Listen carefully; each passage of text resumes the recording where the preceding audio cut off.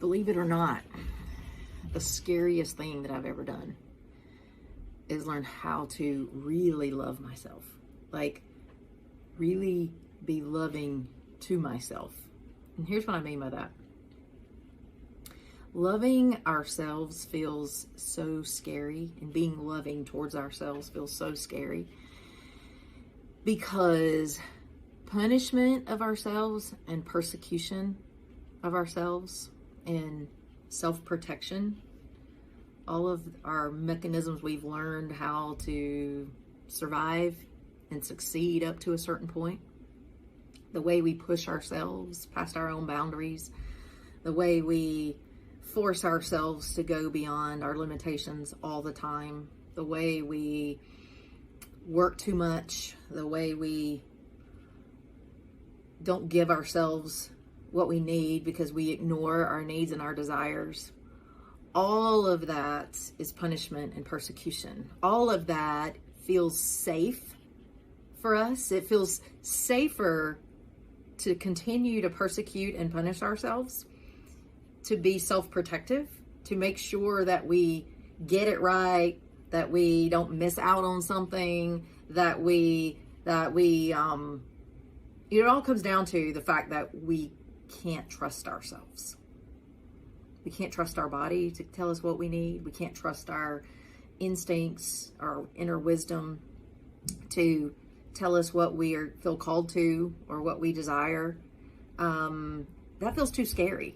And so we're so scared to really go inside and connect with ourselves and learn how to really love and trust ourselves. So we'd rather stay in the punishment and the persecution that we put ourselves through every day. And I lived like that for all my life until the last 2 years. And loving ourselves feels really, really scary because loving ourselves feels out of control. And that's why we go to fear. That's why we lean into fear, is because fear makes us want to control things. And so we try to control ourselves. We try to control what we feel. We try to control what we think. We try to control what we do. And what I've realized, the more I lean in and really love myself and treat myself in loving ways and honor my body's needs and desires, and am teaching my clients how to do that too, the more I realize that actually the thing that is separating us all from who we want to be and who God created us to be and all that He has for us is how we treat ourselves and how we talk to ourselves, if we're really honest. Now, we're so used to doing this that we don't even realize it's our norm. Persecuting and talking to ourselves in negative ways and putting ourselves down and pushing through our own boundaries and pushing through our own limitations. It's how we've learned to survive. It's how we've learned to succeed. It's how we have learned to be self-sufficient and how we learn to self-protect, because we're afraid of ourselves. And we believe that we're our own worst enemy. And because we believe we're our own worst enemy, then we have become our own worst enemy. Do you resonate?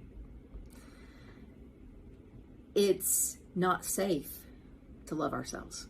It's not safe to trust myself because I'm afraid, if I'm not honest, if I learn to trust my needs and my desires, if I learn to listen to my body, if I learn to listen to what I really want and what I really need, then someone else will get upset with me.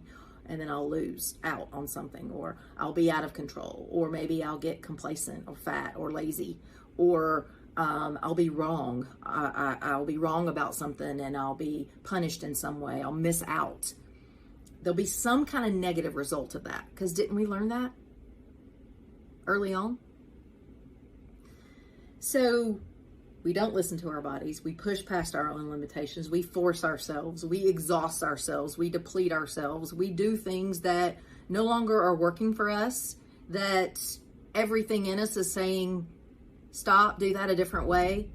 Let go of that, release that. I no longer want to be in that relationship. I no longer want to work like that. I no longer, that no longer is working for me. It's not doing anything except exhausting and depleting me, but we ignore those signals. We ignore those inner signals. We don't listen to our hearts. We don't trust our own wisdom. And so we just keep doing what we've always been doing, and we stay our own worst enemy. We persecute ourselves. We continue to punish ourselves, and we continue to do all the things that are putting our bodies further away from what we really want and moving our lives further away from what we really want too. And oftentimes we're doing this in our business and we're ignoring our heart that is screaming, I need rest. I want space. I want more creativity. I want more joy. I want something different. I want to do this a new way. We don't give ourselves that option. And so we're just staying in the same old prison every day, all day. And then we're resentful. And as I learned to let myself out of my own prison, and I learned to stop persecuting and punishing, and I've set myself free, and I've learned to really listen to my body and to nourish it, and like to the tune of doing things completely different in my life in a lot of ways, in my workouts, my business, the way I interact with myself, the way I talk to myself, the choices that I make about how I spend my time and my energy. We can have it. We can have the freedom that we want, but it is scary. And that's why I love walking this out with people, is because it's too hard to do on our own. But the answer to getting the freedom that we want and beginning to trust ourselves and coming back to learning to listen and really love ourselves is reprogramming and learning a new way and practicing it and trusting our process and being loving to and compassionate towards ourselves and choosing love over fear. And then connecting with God in that, because as long as we're persecuting and punishing ourselves, we're going to project that onto God too and think He's doing the same thing to us. And it's just not true. And so we keep ourselves in that prison, like I said. And so I, instead of staying in the same old patterns of punishment and fear, I want you to begin just with this couple of questions. Again, I'd love to help you with this process if this is something that you are ready to free yourself from. But just to get started, I want you to start asking yourself, the things that I'm doing every day, the time that I'm spending, the energy that I'm putting into things, how I'm choosing to do this, how I'm making decisions,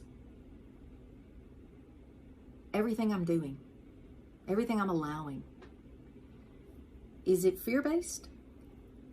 Or is it based in love? Am I really loving myself in the things that I'm doing and choosing? Or am I trying to control because I'm afraid that if I don't keep punishing or persecuting or choosing things that I think I should or have to do, then I'm going to miss out or or lose out in some way? I want you to ask yourself, if I am 100% free to do what I really want to do in this situation, what would I really do? If I could really listen to my body and be loving, if I could, instead of being my own persecutor and my own punisher out of fear, if I could be my own advocate out of love, how would it shift? What would I do? What would I choose? How would I show up?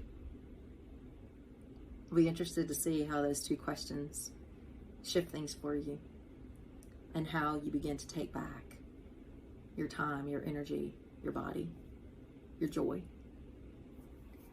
and your life. You get a say, and you don't have to stay in that prison.